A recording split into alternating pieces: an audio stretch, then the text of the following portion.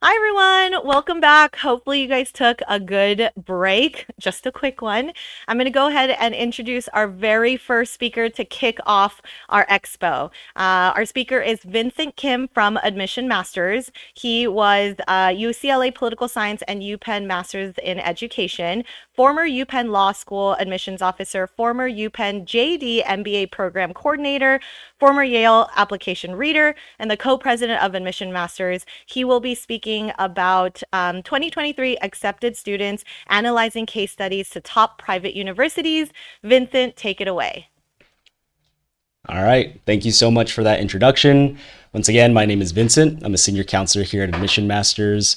And today I want to talk with you guys about some case studies from some of our accepted students this past year who got into some of our nation's most selective universities. Specifically, I want to focus on four aspects of their applications that I feel like really helped contribute to the success of their applications. So that's what we're going to be reviewing today. Before we get started, just a quick introduction to Admission Masters. We were named the #1 educational consulting organization by a number of news outlets. We have former admissions officers from universities across the nation who work as our counselors here. We're a leader in boarding school and college admissions. We utilize a team-based approach where we have counselors from varying specialties, from accomplished writers to researchers who are able to offer specific specialties, skills to our students to help them as much as they can. We also have a personalized program for each of our students where we're trying to tailor our approach to each of their needs, their goals, their strengths, and their weaknesses. So I'm going to focus today primarily on 4 students, and I changed their names for the sake of anonymity, but I wanted to first share some commonalities that I felt like we really need to make sure we're clear on when we're aiming for some of these very selective universities. So you'll see here that I've broken it down into GPA and test scores. And across the board, they're very competitive. They're all very, very competitive applicants. You can see here that for the most part, they have perfect GPAs.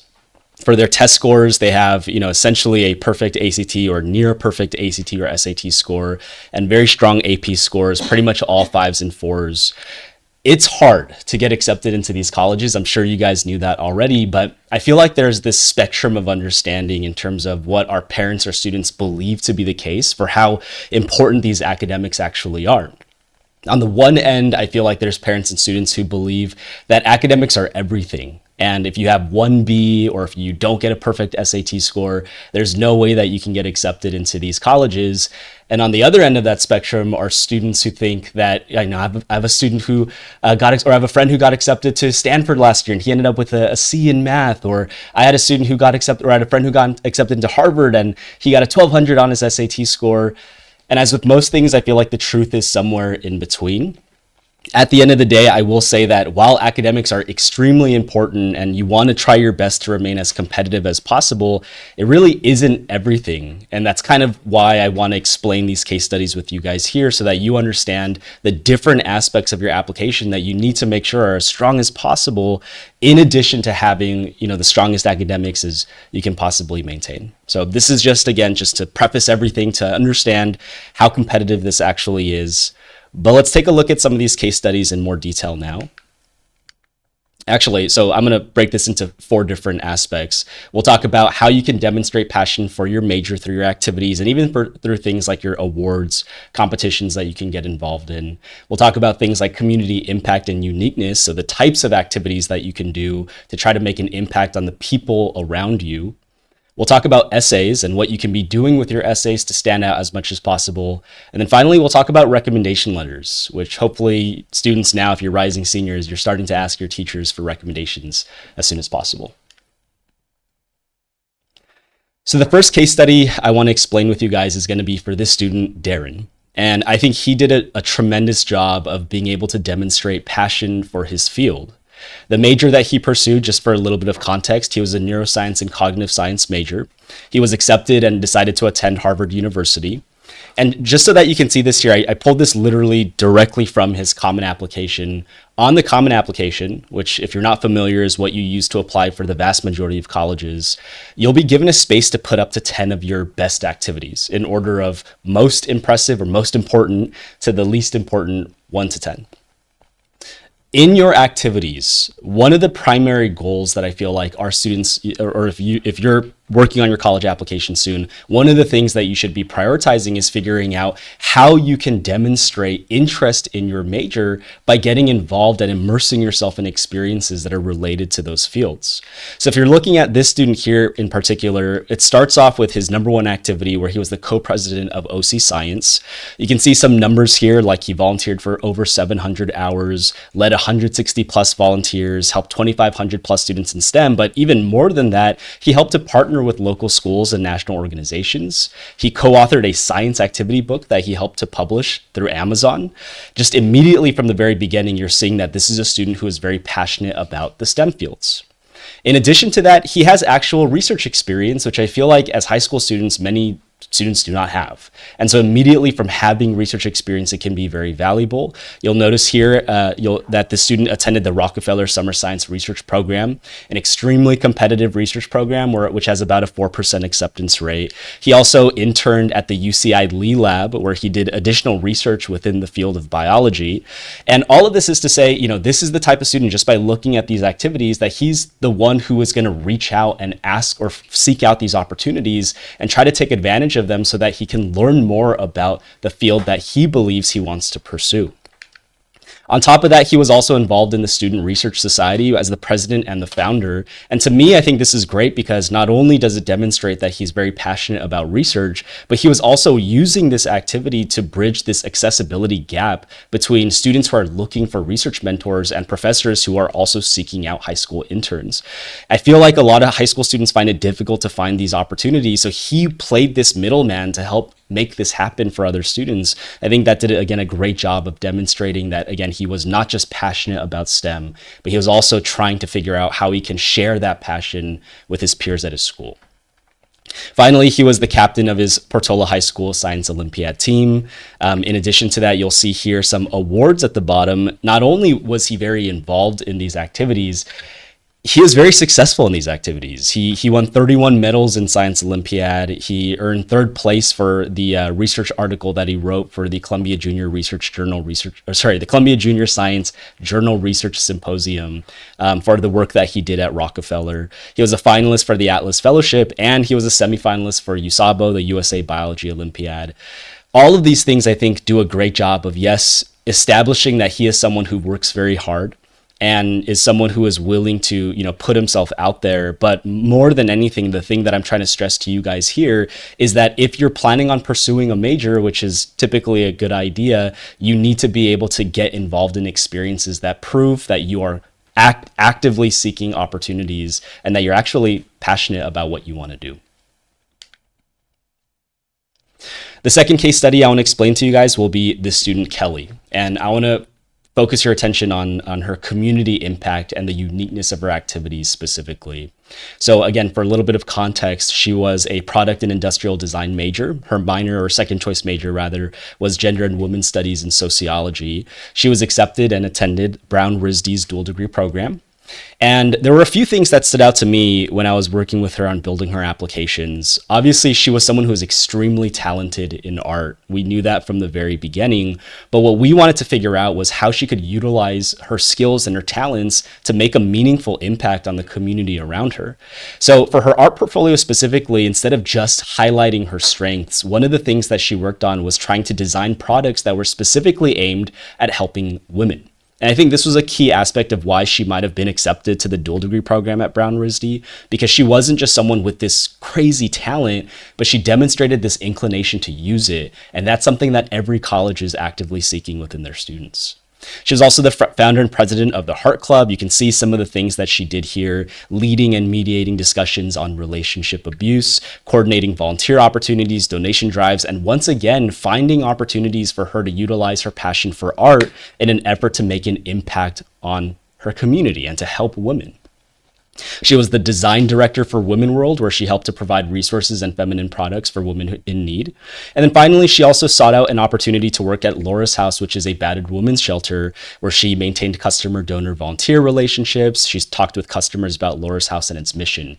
What you should be paying attention to here when you're looking at these things, again, if you're imagining from how this is going to look on a college application, is you're trying to demonstrate what ways that you're using what you know, the knowledge you have, the skills that you have, the talent you possess, in order for you to, again, have some kind of impact on the people around you. That's what colleges ultimately want to see. And I want to say that being able to demonstrate that vision was a key aspect of what really made Kelly to stand out when she was applying for these colleges. Okay, so those were all related to primarily activities, but now I want to talk with you guys about essays. And of course, you will be writing a lot of essays when you're applying for these colleges. If you're not already aware, for the UCs, you're going to be given a space to write 4 out of 8 UC essays, 350 words each. For the common application, which is, like I said earlier, the most popular application you'll use to apply for your colleges, you'll be having to write a personal statement that's 650 words, in addition to each of your college's supplemental essays. So for example, for Stanford, you'll have an additional 8 essays. For Princeton and Yale, both of those colleges, you have an additional 8 essays. You'll be doing a lot of writing, needless to say. In all of these essays, however, you're being given an opportunity. Right? Don't see it as a challenge, something that you have to just do and get over with. This should be a space for you to share something about yourself that colleges need to know. You don't want to squander this opportunity, because it really can help you to differentiate yourself from everyone else who's doing so well in their academics, who's doing very well in their activities. What else can you share? This is where you can demonstrate that. So this is where we can learn things like your personal insights, right? This is a space for you to be introspective and to reflect and to think about the things that you've done, the values that you possess, the qualities you carry, and why you want to share that with your colleges. You can share unique character traits that you have. You can talk about your college fit in some of your essays. You can discuss your future goals and ambitions, and you are able to, and this is, I think, the big thing, within your personal essays, you're able to construct a narrative about who you are and what you want to share with your colleges. I'll say this at the end of these few slides here, but your essays are really the glue that ties your application together, and you want to try your best to really construct as strong of a narrative as possible. So I want to read with you guys a sample essay, a sample personal statement. This is for a student, Holly, who was accepted to Columbia as a media studies communications major. And I specifically want to point this one out because I think she does a great job of highlighting something that colleges need to know that they wouldn't know unless she wrote about it in this essay.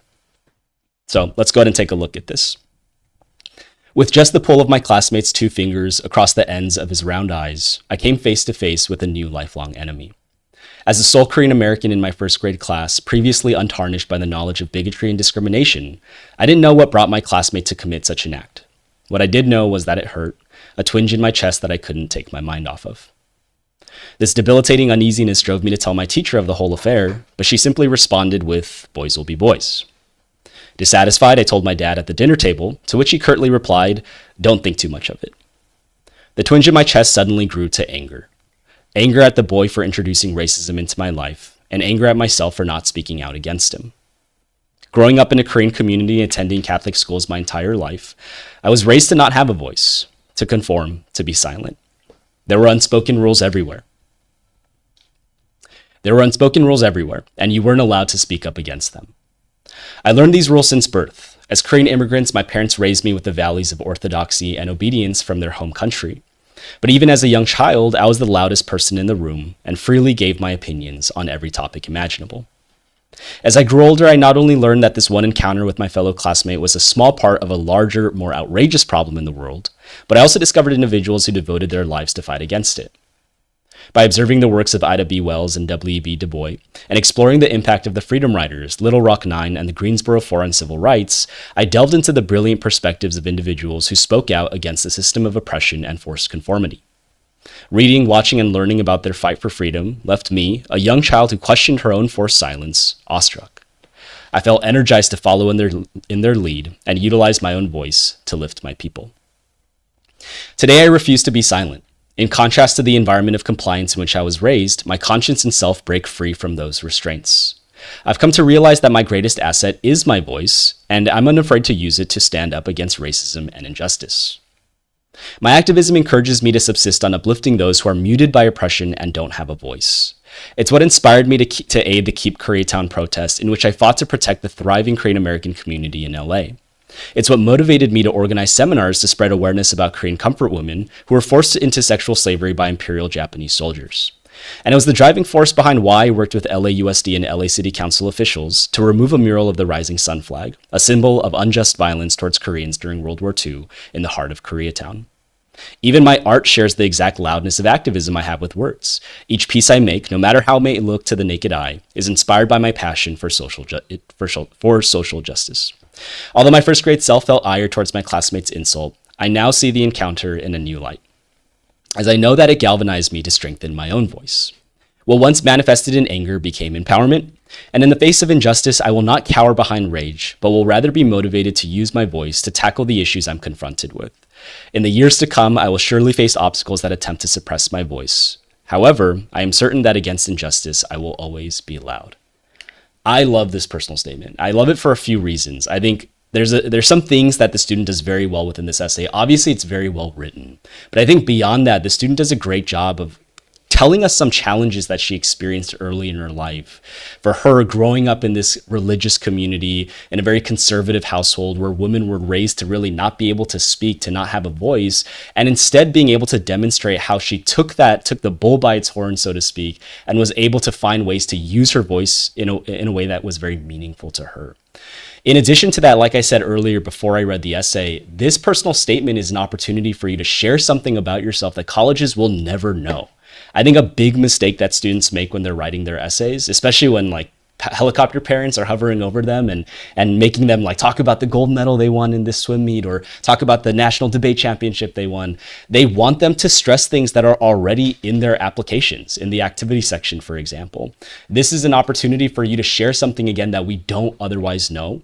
You can definitely pull aspects of your application, of some of your activities, of some of your recognitions, but this is not a space for you to just tell us your entire resume and to just brag about your accomplishments. We want to know what else we need to learn about you, and this essay does a great job of establishing that. Like I said earlier too, this essay is the glue that holds her application together. If you remember from one of those paragraphs, one of those body paragraphs, let me jump back here.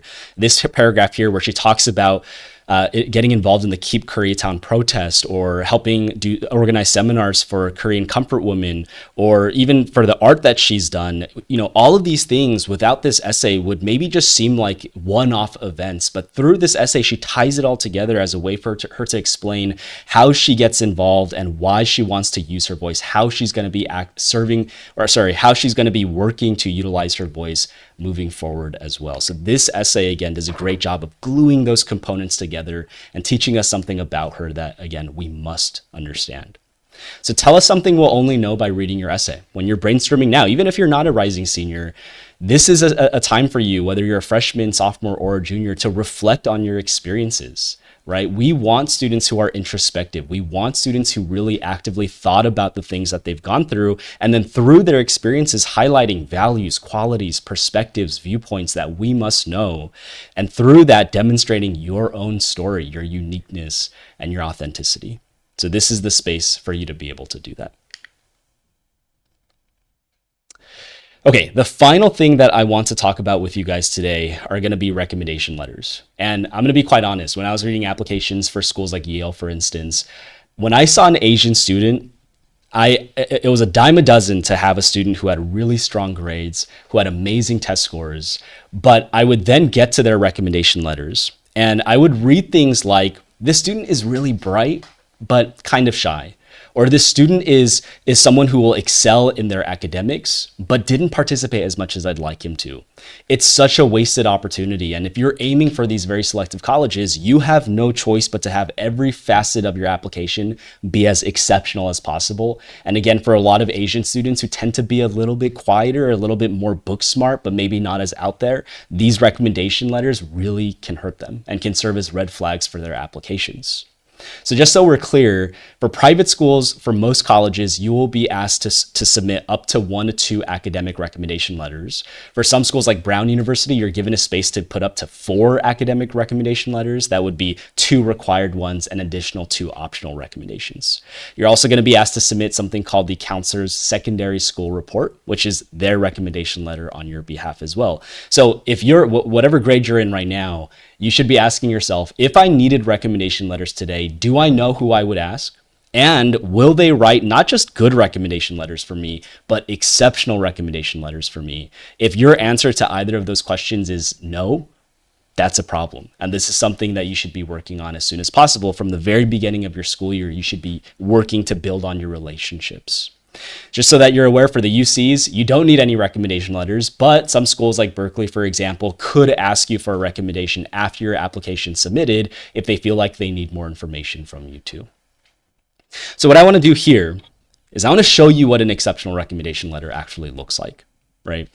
Again, in most cases for teachers who write these kind of average, mediocre recommendations, they end up being very short, very, to the point, lacking specifics. I'll talk about some of that in a few moments, but I want you to really carefully pay attention to the type of recommendation letter that can help you to stand out to your colleges. So for our final case study today, let's take a look at Eric. He was a STS, which is a science, technology, and society major, an interdisciplinary major that's offered at some colleges. He was an STS major. Bioethics, biology were second and third choices. He ended up attending Yale. And this is the recommendation letter he received from his calculus teacher. It is a great pleasure for me to recommend Eric for admission to your university. He is one of the most extraordinary students I've encountered in 20 years of teaching. I taught Eric AP Calculus last year as a 10th grader, and he was one of the very top students in an extremely able group of mostly seniors. He has a high aptitude for math and was very much involved in his work, applying himself with persistence and dedication, and often going beyond the regular class assignments. Eric's abiding interest, however, is science. He has developed a series of strands for use in providing computerized drill and review in the basic skills and techniques of algebra and arithmetic, and has recently adapted these to other subjects. Eric's work in this area has been so original and significant that he's published a paper on it and delivered several lectures to professionals in other parts of the country. This is a phenomenal accomplishment for anyone, especially a young man in rural Pennsylvania. It is also worth noting that both last year and this year, Eric taught math to a 10th grade class of mine for 2 weeks. He took over completely, preparing lectures, assignments, and tests with great care and thought. His lectures were clear and well organized, and it was obvious that he had expended a great deal of effort to make the course the success that it was. Eric's personal qualities are as impressive as his intellectual accomplishments. An extremely kind, sensitive, and sensible boy, he has had a difficult family situation for a few years now. He provides emotional support to his mother through her battle with cancer without allowing the situation to undermine his own stability and accomplishments. He has exhausted all that we have to offer him in this small community, and the maturity that he has demonstrated leads me to believe him capable of entering college a year early, as he now plans to do. I sincerely hope that you will be able to offer him a place in your freshman class.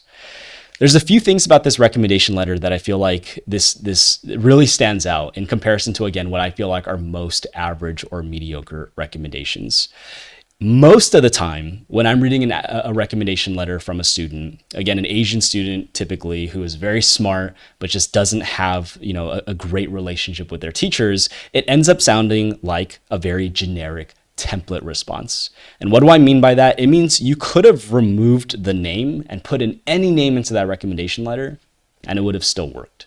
It lacks specifics. It's short, it's impersonal, it's unenthusiastic, and it can kill your application if that ends up happening, because so many other competitive applicants will have people who are willing to speak on their behalf and write these amazing recommendation letters. So when you have rec letters that really don't provide that much insight into the student, when you have recommendation letters that don't use powerful, enthusiastic language, it really, again, hurts your application. It can also be a problem when, again, you demonstrate red flags to your rec letters. If we ever see anything like the student was smart but kind of quiet, or the student was brilliant in the class, did well in exams, but was very shy, or even worse, if your teacher says something like the student doesn't work hard or argues with his teachers, those are huge problems, obviously. And again, you can have the best grades. You can have a 1600 SAT score. You can have amazing activities. If your recommendation letters don't speak to your qualities, your character, your strengths in a way that's, again, exceptional, it really is going to end up putting a damper on your application. So we want to see some things within these recommendation letters, and the only way we can see those strengths is by you building on your teacher relationships early and often. So in terms of some strategies, again, this would especially be the case for my freshmen, sophomore, and juniors here who are listening to this seminar. But if you're finding it hard to build on your relationships, I know it can seem a little bit awkward, but you need to put yourself out there. So there's a few things that you can be working to do here. Number one, we're going to expect that you participate as often as possible. That means whenever you have the chance to raise your hand to answer a question, you should be taking on that opportunity. This also means that you have to attend office hours. You need to make sure that you are not just going to the classes and not just paying attention to the lectures, but that you're also taking advantage of opportunities to talk with your teacher in between classes, in nutrition breaks, after school. A lot of times teachers will have set office hours for you to attend so that you can actually go and receive additional support. But if they don't have those opportunities, because I know some schools do not, then you're going to have to go during lunchtime. You're going to have to ask your teacher, schedule a meeting, find a way for you to show to them that I want to learn more. Even if I'm getting an A in the class, I want to do better. That's the type of student that is going to get a very strong recommendation letter from their teachers. So you got to attend those office hours, and you got to communicate with your teachers early and often too. Just so that, again, we're clear on this, this is a very important time for us because it's August. And a lot of you guys are already back in school. If not, you will be going back to school probably in the next 1 or 2 weeks. If you don't build on your teacher relationships within the very first few weeks, first few months of school, you have already established an impression to your teacher that is going to be extremely difficult to break. That is problematic. So if you want to find a way for you to build on your relationships, do not wait. From day one, you want to make sure that you're implementing these strategies as much as possible so that you're getting a good first impression from your teachers, and hopefully you can only go up from there. So again, communicate with your teachers inside and outside of the class. Email them things. I have students who get so involved with their teachers that they actually will find an article that they read that reminded them of something that their teachers taught them. And they'll email that article to their teachers and say, hey, like, look at this. I thought it was really interesting. It reminded me of what you taught me in class yesterday, for example. Or if there's a podcast that you listen to or video that you watched, this is a great opportunity for you to formulate new inroads with your teachers and to build these relationships in a way that most other students will not be doing. You want to make sure you're showing appreciation for your teachers. I don't know if any of you guys do this, but you should. During holidays, Christmas, at the end of the school year, there's Teacher Appreciation Day. If you don't already do something nice for them, and I'm not saying you have to buy them anything, I'm not asking you to bribe your teachers or anything, but if you do have the opportunity to write them a card, at the very least, write them an email, something that can take you, a minute to do max, this is an opportunity that, again, you shouldn't be wasting. Right? Again, think about it. Most students will not be taking on this opportunity to go above and beyond to build their teacher relationships. So even small steps like this, very simple things like this, can help you to build your relationships even further. And then finally, you want to try your best, and I think this is the peak. This is at the epitome of what I'd want to ultimately happen by the time you're building your relationships. After you're participating often, after you're going to those office hours, what should you be doing next? You should be working to build a more personal relationship with your teachers that goes beyond academics alone. That can be difficult, and I understand that. I know for some students, it's easier for them to build these more personal relationships than it is for others. But you need to practice this. So again, especially for those of you who are underclassmen, freshmen, and sophomores, you're probably, by the way, again, going to ask your junior year teachers for recommendation letters. So if you're a freshman or sophomore, you should still be building these relationships as practice, and also because you might ask these teachers for recommendation letters for your summer programs, for internship applications, for example. So build these relationships, practice talking with them about things that go beyond academics alone, right? If they're a huge basketball fan, if they're a Lakers fan, for example, bring that up. Try your best again to exercise that ability to discuss things with them that don't just have to do with academics alone. All right. Hopefully by implementing these strategies, it will allow you to develop a good relationship with your teachers, again, early within the school year, and ultimately allow you to get a very strong recommendation letter by the time you'll need one. Okay, so I hope that was very informative. I know I went through a lot of information quickly here. We're going to go through a Q&A in a second, but that being said, we have our QR code here. So if you'd like a free consultation, feel free to contact us at the phone number or click on the QR code to go to our link tree. Thank you very much. All right, we are going to go to our Q&A session. That was amazing. Thank you, Vincent, for sharing the ultimate information with us. I saw a lot of really amazing questions on YouTube. By the way, you guys can keep chatting throughout the entire seminar today, entire College Expo, and even while I'm doing the Q&A sessions, if you guys have questions, feel free to type them away. I'll choose a few and we can answer some of those questions. So, Vincent, let's go ahead and ask you some questions. One of the questions that people asked was, what should I consider when I start to decide my major? And when should I start thinking about my major? Got it. So for major, it depends, I guess, on what year maybe you are, but you should be making sure that you're figuring out, if you have no idea what direction you want to go into, that you're taking on different opportunities.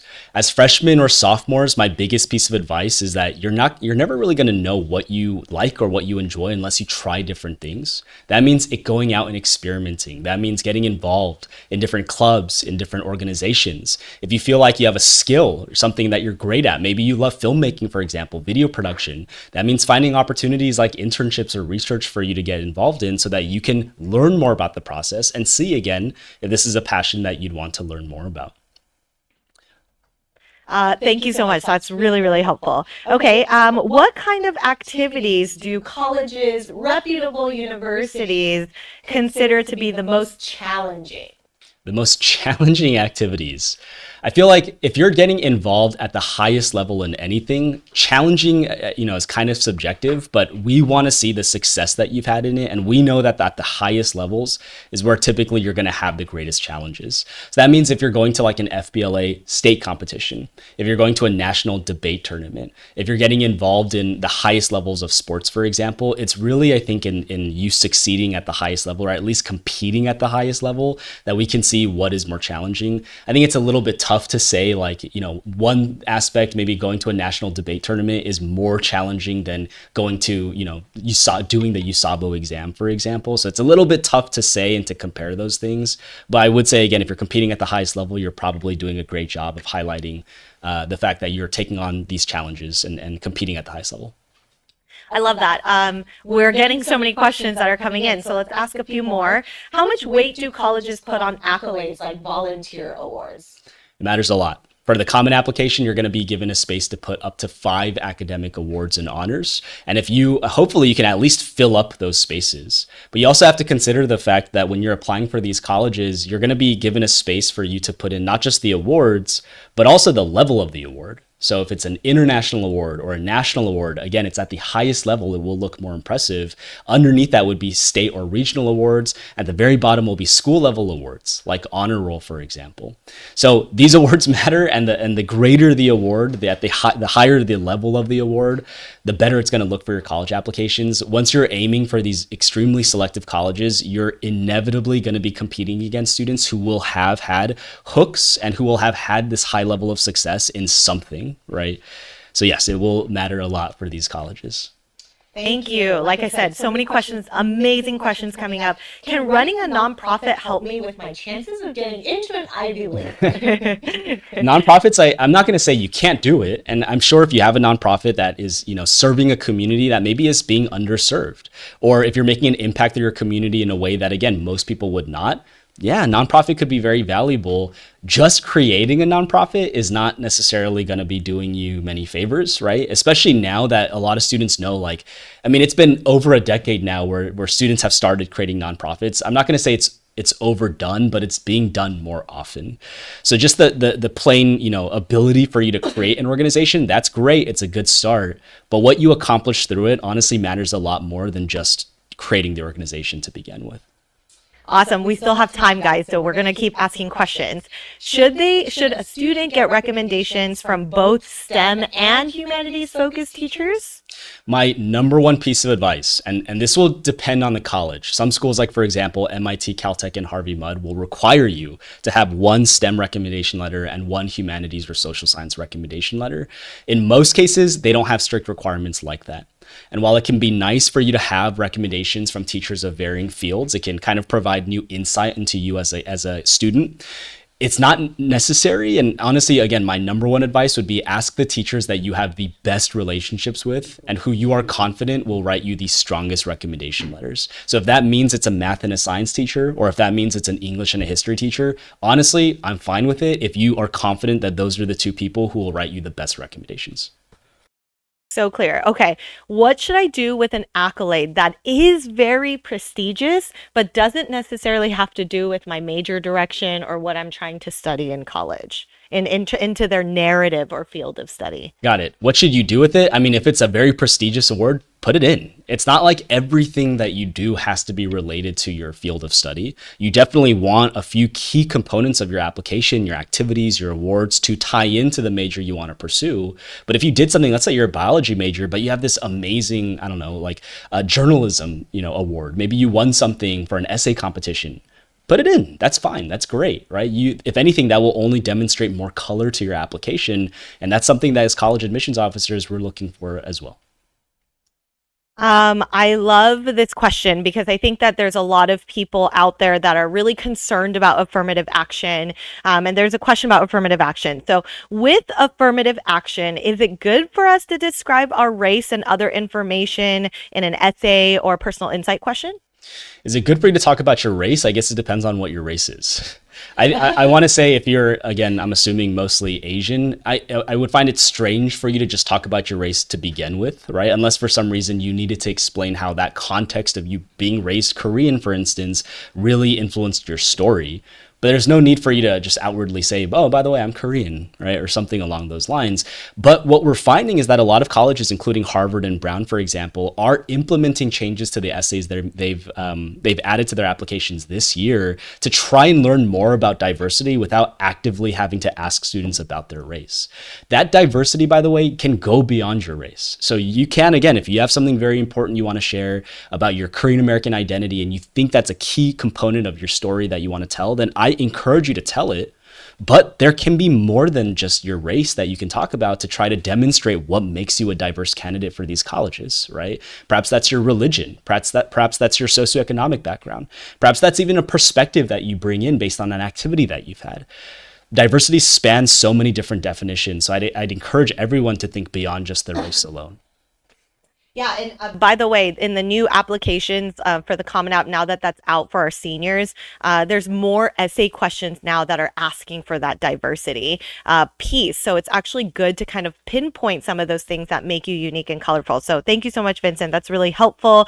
We still have a few more minutes. What are some ways, I know you explained during the seminar how to get close to teachers, but I do think because students are now coming back to school, more and more students are kind of concerned about how they can build those relationships with teachers. So if you can give just a couple of maybe tangible tips on how to get close and build those relationships with teachers, I think that'd be awesome. I want to say that was actually in my slide, so I'm not sure why that question's being asked, but that being said, I'm trying to see if there's anything else I would say. Biggest thing, build your relationships early and often, talk with your teachers inside a class, attend office hours like I had mentioned, and if there's no office hours, nutrition breaks, lunch breaks, in between class, after school, you have to show them that you're making an effort to try to build your relationships further.